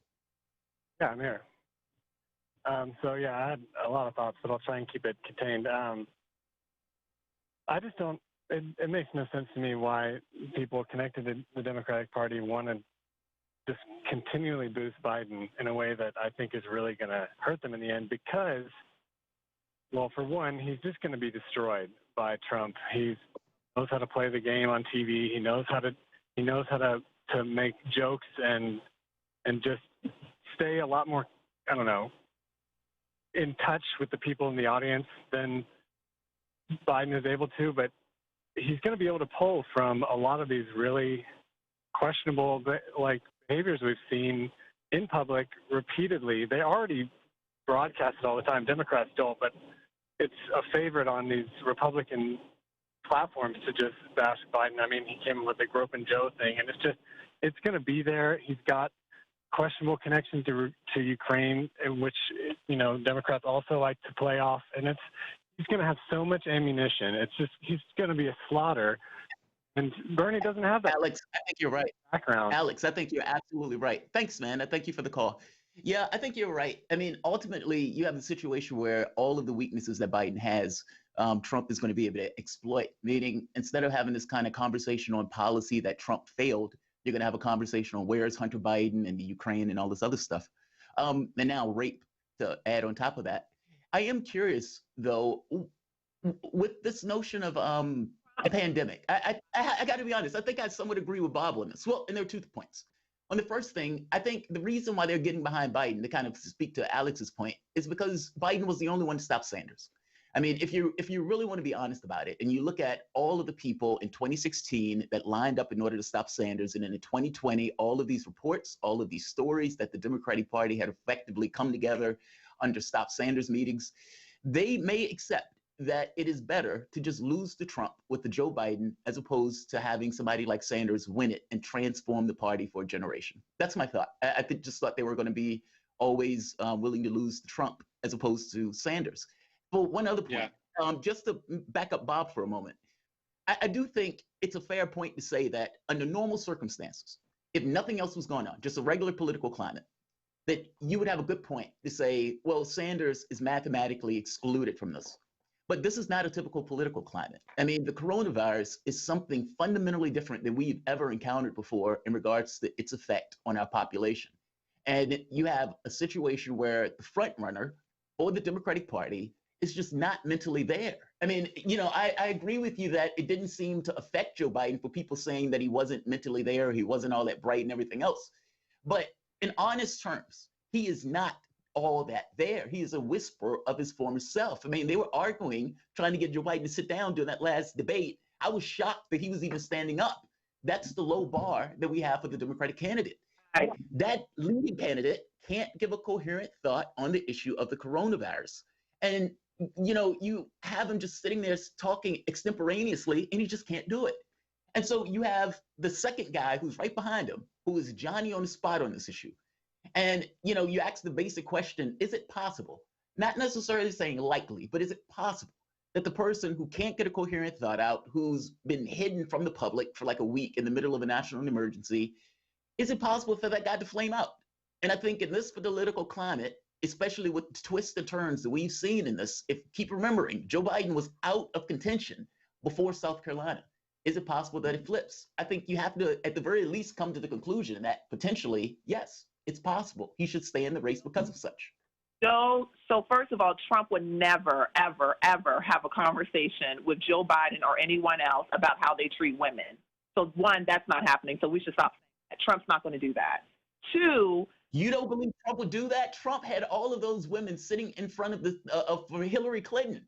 Do you remember that during the last election when they were going after Donald Trump for, you know, the grab him by the pee or the attacking women or being abusive?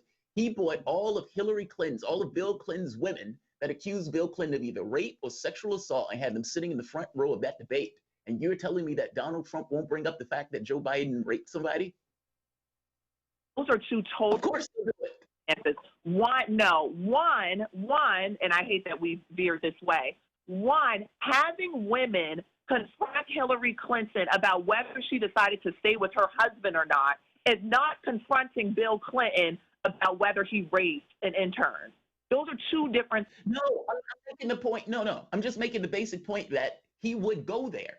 I'm saying it is so onerous for him to have women sitting there like that with this kind of an indictment of Hillary Clinton. I'm making the point that he was willing to do that, as gross as that was. And a person who's willing to do something like that will be perfectly okay with a certain degree of hypocrisy of bringing up Joe Biden raping somebody. The second piece of this, though, is, again, time after time, I understand what you all are saying about the coronavirus, but it is disingenuous to suggest before the coronavirus, immediately after Super Tuesday, immediately after we had California and these other states, no Bernie Sanders supporters told Bernie Sanders to drop out. No one did. Now, all of a sudden that we're in this coronavirus situation, everyone is like, oh, well, he shouldn't drop out now because of coronavirus.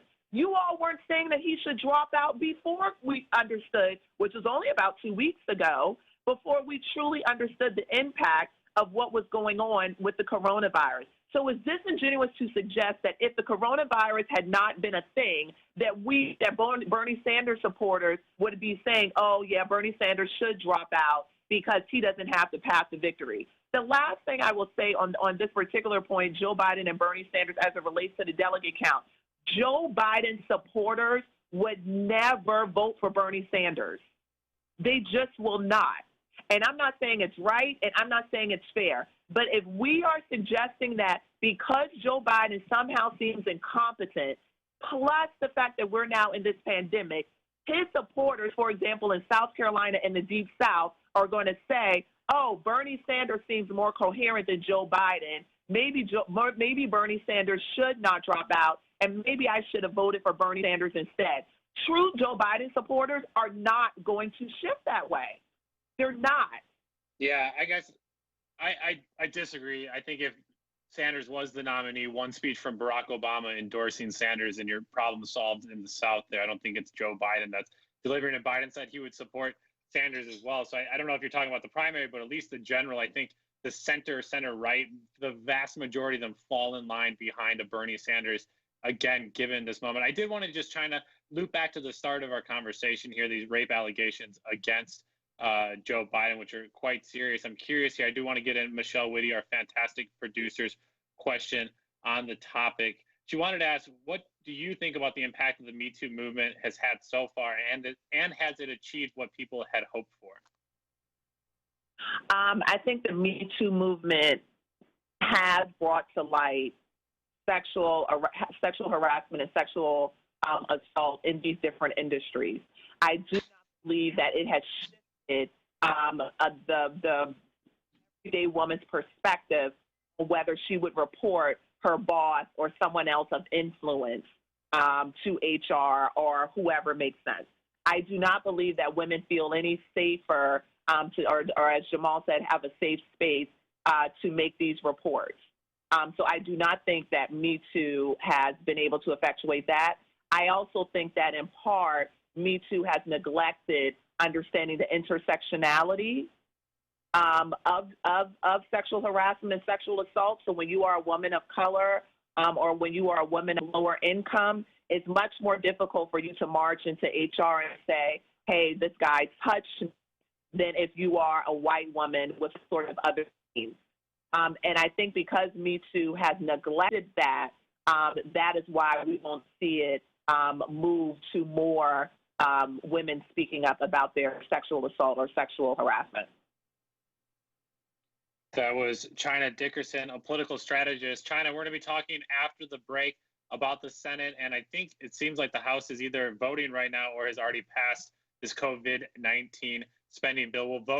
We'll debate with Jamarl on whether or not Democrats should have voted for it in our weekly segment, Come At Me, Bro, on Fridays. China Dickerson, thank you so much for joining us.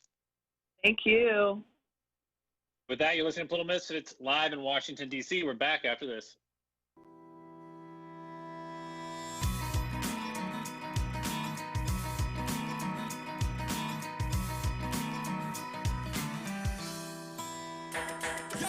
So, Sean, what do you want to talk about today? Well, Bob, that's easy. I want to talk about the need to stop the development of self-driving cars. Again, Sean, you're driving me nuts. I think the self-driving car thing's already out of the gate. No.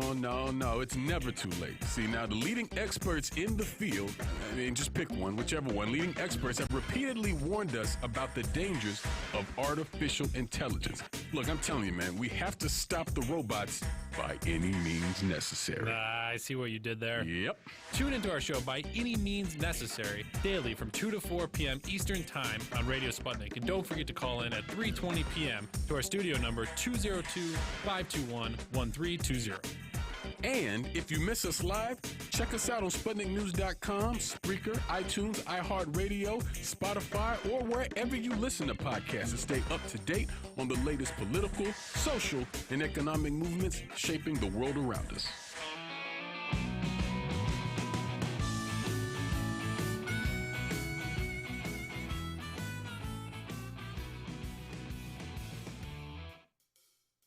Welcome back to Political Misfits on Radio Sputnik, where we bring you news, politics, and culture without the red and blue treatment. My name is Jamarl Thomas, here with Bob Schlehuber. You hear that change in music? It's Friday. It's time for the hardest edge segment of the week. Come at me, bro. You feel strong? Do we have to? You got ideas and opinions that you want to get off your chest? This is the opportunity to have a go at the host or give your opinions on a pressing current issue. As always, you're a big part of this segment, so your calls and tweets are appreciated. You can reach us at 202-521-1320. So we have two callers already, so let's get to the callers before we get into the segment. Killian, what's going on? What's up? We're back from Denver and fully cognizant this time. Nice. How's it going, man? You doing all right? I'm doing good. Do not play around with the lemon OG haze, let me tell you. But what I wanted to was no, go ahead. I was laughing. I'm sorry. Go ahead. No, it's all good. What I want to talk about was how Bernie Sanders still has a chance here. And it relates to basically what we saw in Iowa, where in September, I'm looking at the RCP averages right now, and Biden was at 28% and Bernie was at 17-ish%. And obviously, Bernie ends up tying Buttigieg for first, and Biden falls to 15%, and even worse in New Hampshire, where Biden falls to 8%, Bernie wins. And what was the common theme between those two primaries? It was visibility and the fact that people actually had to interact with Joe Biden. They had to deal with him poking people in the chest. They had to deal with his incoherence, and they saw it, and the voters eventually turned on Biden. And because his whole thing is based on electability, so there's no there. So once you actually meet the man, you're like, well, this man can't actually win the election. So what has to happen for Sanders to win is he has to demand this debate. He has to force the media to cover Biden, and he also needs to question the Democratic establishment holding these primaries right now and try to get these pushed back until May, which is reasonable with the circumstances going on. And so, yeah, I think that's what Bernie Sanders needs to do to have. Killian, let me ask you this. Do you think Sanders would do that? Meaning, do you think he's strong enough to pull that off? Because I agree with your assessment. I look at this and think, I got to be honest, I've never seen anything like this where the front runner in the race can't give a coherent statement. Like, it's utterly astonishing to me. I look at that, and it's dispiriting to me that the public has gotten so wrapped into this notion of, we can't have good things, we can't have nice things. Even if I agree with the guy, I'm not going to vote for the guy. They've become so deadened in the sense of the imagination because the last 40, 50 years of Democratic politics that they look at Biden, they look at Sanders, they like Sanders better in regards to his ideas, and they say Biden is the guy who can win. Like, that's utterly astonishing. The question becomes, does Sanders do that? Does he make the point that these need to be pushed back? Does he make the point that Joe Biden needs to be covered? Does he make the point that Joe Biden is not altogether there mentally? Even if you want to make that point by pointing to the way that both of these guys have responded, meaning the way that Joe Biden has responded and talked about this versus the way he's been talking about it. Meaning maybe you can't hit it too on the nose by saying Joe Biden is not altogether there mentally, but you can hit it on the nose in a sense to say the response that Joe Biden has had on this has been atrocious, and is this the guy that you want? Do you think that Sanders would be willing to do that at this point? Hello? Oh, we dropped him. Oh, I'm sorry. All right, Bob, I'll give that to you. We have other callers. Let's slide these other callers in here so we can stack it up a little bit. I know we have FG on the line. He wanted to rebut China as well, so I'm happily going to take that call. FG, what's up, man? What's up, guys? What's up, Jamal? What's up, boss? How's it going, man? It's going good, but man, I'm about to lose my mind listening to that lady. I got one word. No, she's good. Good people. She's good people. I'm just telling you, she likes a good debate, but she was wrong on that one.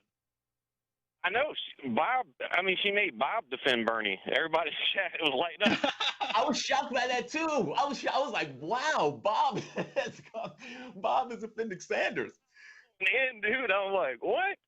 But that's crazy. Like, no, I wasn't supporting Sanders. I was just doing the math. And if you do the math, and it sounds horrible, the best thing that could have happened for Sanders was struggling. He needed a pandemic or of sorts to like revive his campaign, but you can't look at the math right now, FG, and tell me that that's not what it's the outcome. Right, but I mean, she's saying he's not mathematically viable right now. He is mathematically viable right now. If he wasn't, then he probably would have dropped out already. And then she says he's taking advantage of the situation. What situation? Reality? We're in an unprecedented global pandemic. Joe Biden is not meeting the challenge. He's hiding in Delaware, trying to figure out lighting. Bernie Sanders could literally be taking a poop and be on his cell phone and address the nation because he's not. She said something about ego. Are you really Bernie Sanders an ego? The guy doesn't even care about his own appearance. He's so worried about America and helping the people out that he just does his videos. He don't need a whole team. So I don't know, man. That was driving me nuts. Thank you, man. I hear you, FG. Yeah. And the ego thing, yeah, I think the ego was my tripwire too, right? Because, this is the same guy who doesn't go after Biden, doesn't go after the various people. So, but look, personally, I think I've said it before, China, she's one of my favorite guests. And I like the political disposition and her ability to argue her point. So I can't ask for anything else. Not everybody is going to agree on the same thing. So all right. let's we have JR. Let's get our last caller in here. JR is also at the same time. Yeah, talking Biden versus Bernie. JR, are you still there? I am. Thank you so much for the call. So just going back to Bernie, like him going to the convention, if Bernie is going to the convention to try to affect the platform, to try to get Medicare for all on the platform, I don't see how that's going to help things because it doesn't solve Biden's fundamental issue. But Biden's fundamental issue is credibility. This is a man that told African Americans he was in the civil rights movement, and he wasn't. And I think that, if Biden also said that if Medicare for all came to his desk, he was president, he would still veto it. So no one's going to believe him, even if he tries to adopt some of Bernie's, more progressive, Bernie's progressive policies. So I don't. Oh, wait, JR. But those black people voted for Joe Biden in massive, massive numbers, even with him lying about South Africa and even with him lying about being a part of the civil rights movement. Well, I mean, but even you're right. You're absolutely right. But let's deal with that. I think a lot of that has to go back to the fact that Biden was standing up in black churches and saying this, and I don't think that a lot of the people who would, invite Biden to their church are the same types of folks who are going to turn into, political misfits or going to listen to, alternative media. They're watching CNN. They're watching mainstream media. They're listening and accepting what mainstream media is just telling them. And until someone is introducing facts and information to them that challenges Biden's points or what Biden is saying, his lies, then I think you're going to get more of what you saw in South Carolina. But at the same time, all right. So the operative question is, who's going to do that? Who's going to do that? I definitely think that Bernie can do that. But the problem, though, is, I mean, my question is, what does winning look like right now? What does winning look like? Because even if Bernie does say that, are you telling me that Bernie's going to get enough votes to get to the end of this thing to be able to take the nomination away from Biden? Because if we're not saying that, then what are we saying? I'm sorry. No, I understand what you mean. So this is my thought.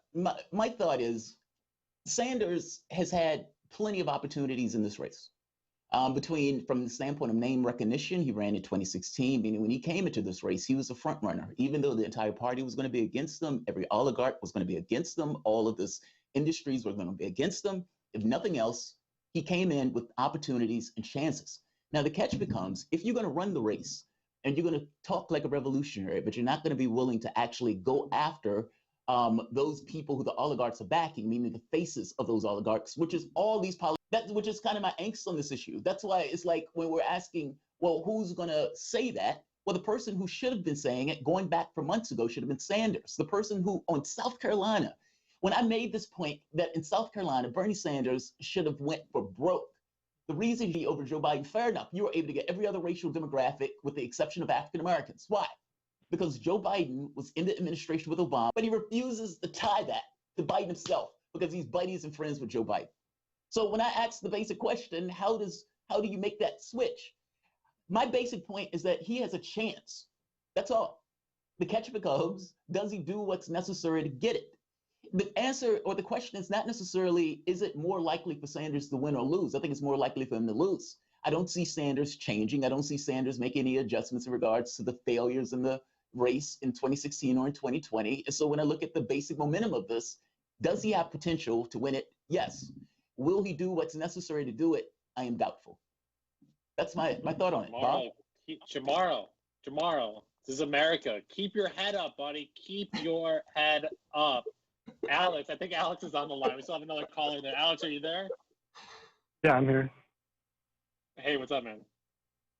Hey, sorry, I called earlier. I didn't get a chance to finish what my point is about Biden ultimately, and I think it's a dangerous thing to come from that corner of, well, I believe women, but there is always the potential that they're lying or whatever. Whenever we've seen how many accusations have come out about Biden, and we've seen his behavior clearly on display, and to me, it's just a little bit, I don't know, it's frustrating because I know the way that Democrats behave about these kind of issues whenever it's someone that they don't like. When you look at Brett Kavanaugh and the way that they created this whole hearing and did all this stuff, and you could tell the Democrats seem to care at that point, but whenever it affects their own, their best chance at beating Bernie, they'll say whatever. Imagine what they would say if Bernie supporters were in the same place. Bernie gets accused. Maybe. Yeah. Great. I hear you, Alex. Thanks for calling back in and finishing that point. I mean, Al Franken, tell that to Al Franken, and he might disagree with you. He was definitely thrown to the wolves, and I think rightfully so. It would have looked really bad if Senator Franken at the time, I think he was on the committee that did the Kavanaugh hearings. It would have been tough for him to ask that of Brett Kavanaugh. And yeah, all cases aren't created equally. All cases have different backings to the ripeness of the allegations, and people need to be listened to, and that's why they're allegations, and there's processes. It's not like you just say it and it's over. There's a process to be heard and played out when it comes to Joe Biden. I think it's just a question of whether or not other big-time news media, we do see like Yahoo News, the National Review, other bigger national outlets picking up this story. Jamarl, it'll be interesting to see if it snowballs into a bigger story over the next week or two. We have another caller here. Keith, are you on the line?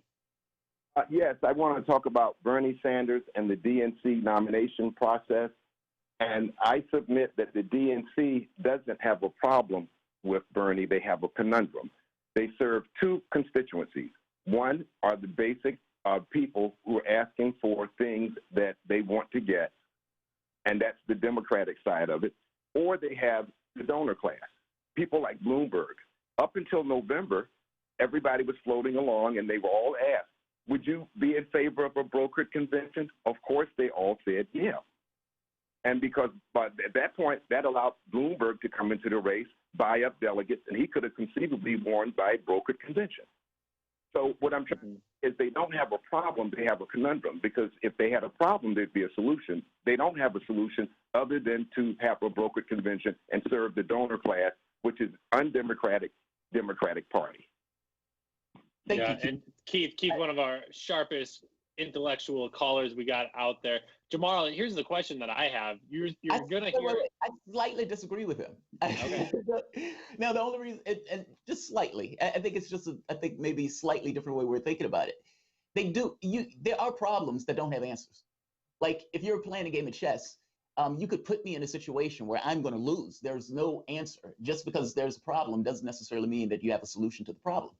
In their case, you do have these constituencies from this context of just the parties. Take out the leaders for the moment and just think about the members of the Democratic Party. You have aspects of this party that is very clear in regards to what it wants, meaning who Sanders is and the stuff that he talks about is what those people thought the Democratic Party was anyway.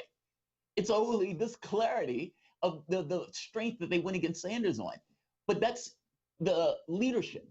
And I think that's the difference, right? I mean, if you're talking about third-way Democrats, these guys have a very specific point of view of the world. Everybody else on that stage, with the exception of Sanders, was admissible, meaning they would have accepted each and every one of those people on that stage because all of them fundamentally had the same ideology. The only oddball out was Sanders, and that was the person that the entirety of the party lined up against. They do have a problem because they can't get elected without Sanders supporters.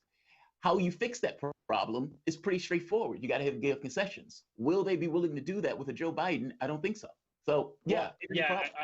I just wanted to add to the complexity of what Keith was going to say, Jamarl, and that's the idea that the convention, there's just no way the Democratic convention is going to happen July 13th through the 16th. I know they're already talking about moving it back several weeks. That'll be announced in a few weeks from people I've talked close to the process there. And so, Jamarl, here's the extra layer of it. If Joe Biden slips, if the situation gets worse and a populist message rises from the masses and people get behind Sanders, and all of a sudden Sanders sweeps New York, if there's New York, I got to say, Jamarl, by the way, they're supposed to have primaries on April 28th. I'll take anybody's money out there if they think that's going to happen on April 28th. But you have all of these states all over the country rapidly changing who's going to be able to get nominated, if they're going to do it by mail. It's going to be a mess of a process.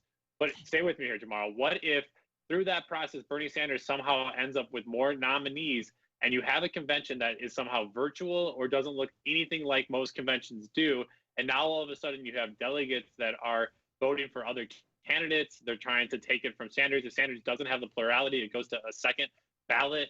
How does all of that happen in a non-conventional convention way? And that's even more of a conundrum. Just imagine if somehow Bernie Sanders does have the most delegates going into that process and it's taken from him on top of this pandemic. Yeah, a lot of different scenarios could lead to a few conundrums, to say the least, tomorrow. And see, that's kind of why I make the point that the prevalent point of view or the prevalent opinion was uttered by Chris Matthews. He said the thing out loud that everybody suspected, but nobody actually said. Hey, maybe it's better for Trump to win this time around as opposed to having Sanders take the party for a generation. In their heads, Sanders is the rebranding of FDR. And if FDR, who was able to put his stamp on that party for 50 years? I mean, we still have Social Security and Medicare today. That's like 50, 60 years against a Republican aggression.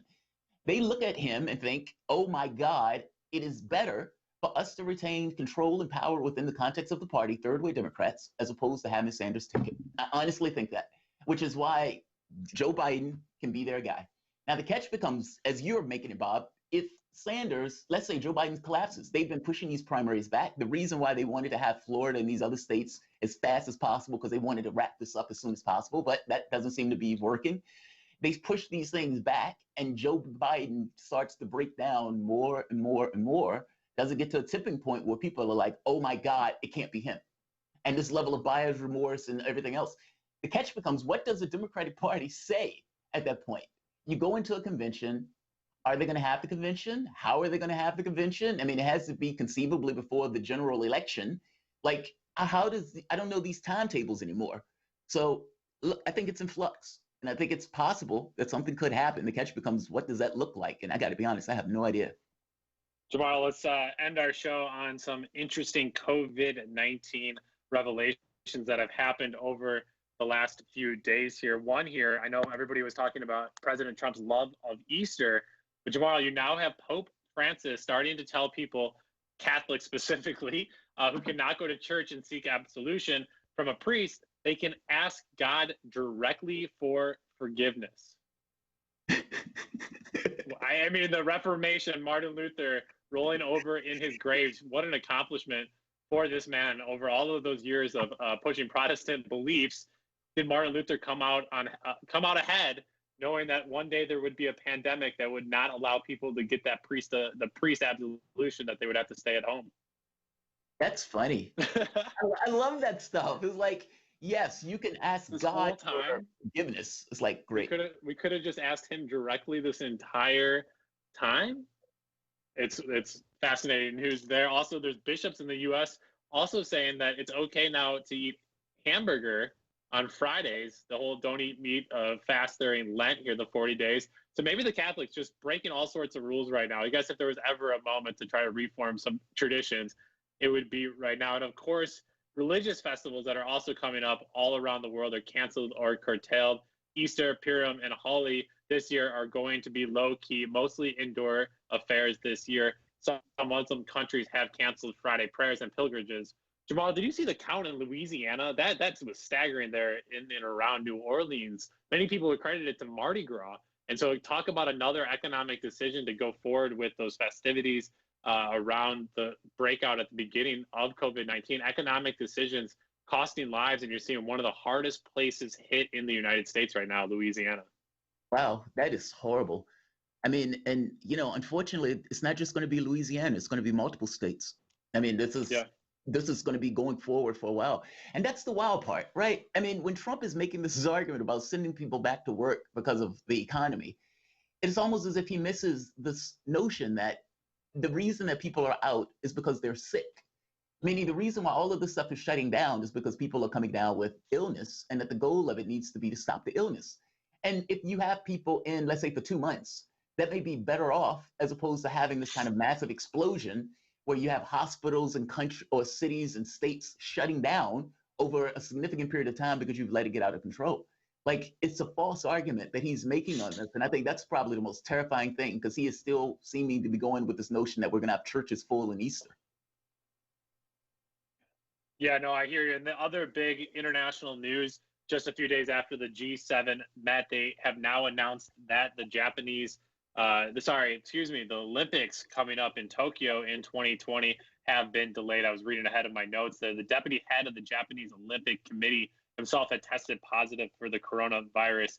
It seemed like organizers and world officials, along with major sports athletes, were not willing to risk it. Jamal, I thought the interesting thing that came along with the announcement is that they'll still call the Tokyo 2020 Games in 2021. They're still going to stick with Tokyo 2020. They might have printed up too many T-shirts and billboards for that to go back and change the year on that. So right now everything's pushed back, but then you wonder if you're not able to tackle this pandemic, you have to push it back again and again. Just because you're setting new dates into the future doesn't mean you're going to simply solve the problem before then. Well, Jamarl, we did another week of shows from Skype. We greatly appreciate all of our listeners sticking with us in this different format. Big thank you to Killian, Keith, FJ, JR, Alex for calling in. A big thank you for our guest, Kevin Zeese, China Dickerson, and Professor Kumi there at the University of Michigan. Big thank you to all of you again for listening. I'm Bob Schlaber here with Jamarl Thomas. You've been listening to Political Misfits live in Washington, D.C. Now get back to organizing.